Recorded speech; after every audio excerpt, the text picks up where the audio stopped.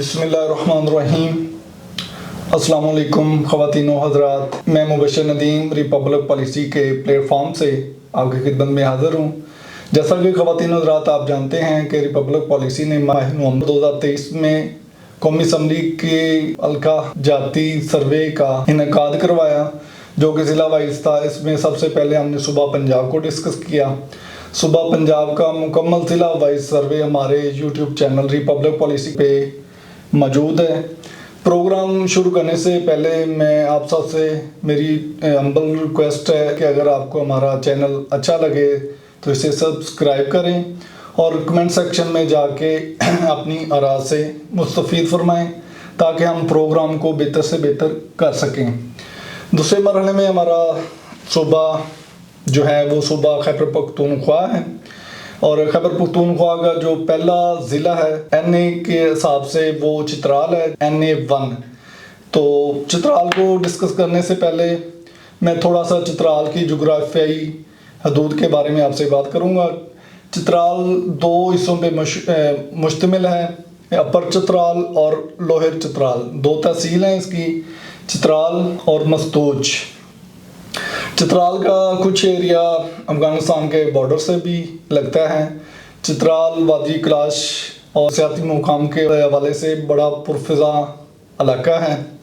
अगर हम चित्राल के 2018 के इलेक्शन के नताइज पे जाएं तो चित्राल से NA 1 से मौलाना अब्दुल अकबर चित्राली साहब, ये MMA मुतहिदा मजलिस अमल के प्लेटफॉर्म से इन्होंने इलेक्शन लड़ा और 49,000 से ज़ायद वोट लेके ये कामयाब हुए।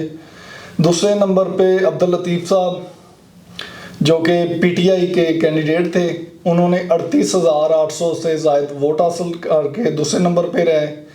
तीसरे नंबर पे पाकिस्तान पीपल्स पार्टी के सलीम खान थे, जिन्होंने 32,782 वोट हासिल किए।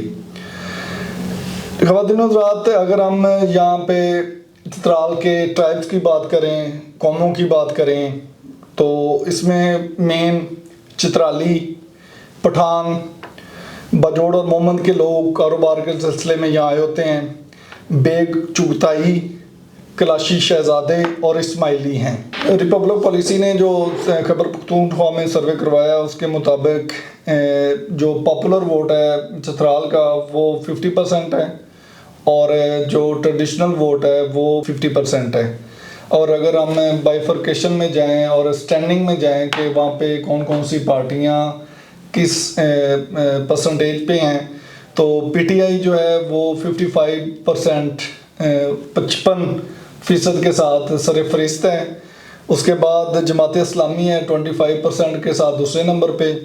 पीपल्स पार्टी है 10% के साथ तीसरे नंबर पे, और 10% अदर्स पार्टी हैं जिसमें मुख्तलिफ पार्टियां जो हैं वो शामिल हैं।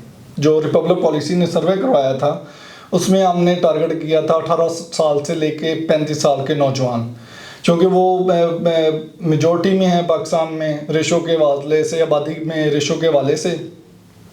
तो उसमें ख़वातीन, पढ़े लिखे नौजवान, यूनियन काउंसिल की सतह पे उनसे उनका फीडबैक लिया, उनकी आरा ली, और उनसे सवाल पूछा गया कि आप किस पार्टी को वोट देना पसंद करेंगे। तो उसमें मेजॉरिटी ने PTI के साथ अपनी वाबस्तगी का इजहार किया। चूँकि पहले मैंने बात की कि एक तो हमदर्दी का वोट है, वेव है तरीके इंसाफ की, क्योंकि उसकी टॉप लीडरशिप पाबंदे सलासल है, एक हमदर्दी का वोट है।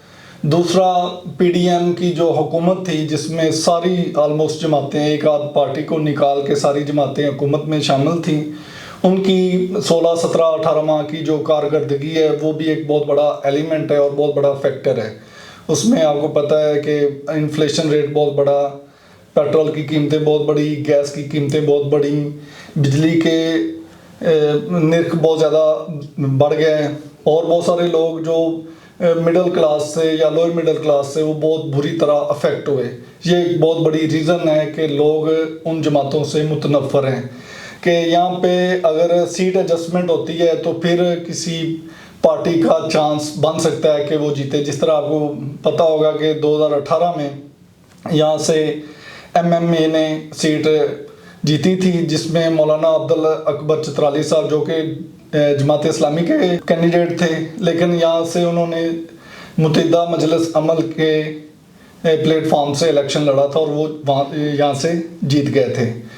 इसके साथ साथ ख़वातीन और हज़रात, ये जानना भी हमारे सियासतदानों के लिए, हमारे पॉलिटिकल पार्टीज़ के लिए बहुत ज़रूरी है। किसी भी हल्का में जीतने के लिए 4 एलिमेंट, 4 अनासर बहुत ज़रूरी हैं।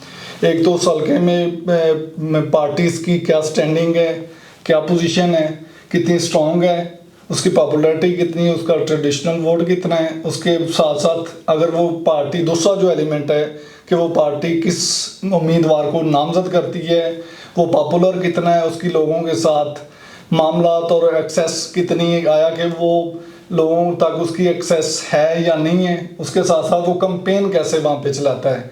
कंपेन बहुत ज़रूरी होती है कि आपने डोर टू डोर कंपेन कर रहे हैं, लोगों के साथ आपका राब्ता है, आप उनके काम आते हैं। और चौथी जो इसमें बहुत अहम है वो है पोलिंग डे मैनेजमेंट, जिसमें जैसा कि आपको पता है इलेक्शन एक्ट और इलेक्शन रूल्स के बारे में जानना बहुत ज़रूरी है। एक तो उम्मीदवार को, पार्टियों को जानना ज़रूरी है, उसके साथ साथ उम्मीदवार को जानना ज़रूरी है, और उम्मीदवार के साथ साथ जो पोलिंग एजेंट हैं उनको भी उन 66 फॉर्म है उनके बारे में जानना बहुत ज़रूरी है, खासकर फॉर्म 45। तो ये चित्राल का एक ओवरव्यू था जो हमने आप लोगों तक पहुंचाया। इसके साथ ही मैं आपसे इजाज़त चाहूँगा। इंशाल्लाह अगले प्रोग्राम तक के लिए मुझे इजाज़त दें। अल्लाह हाफिज़।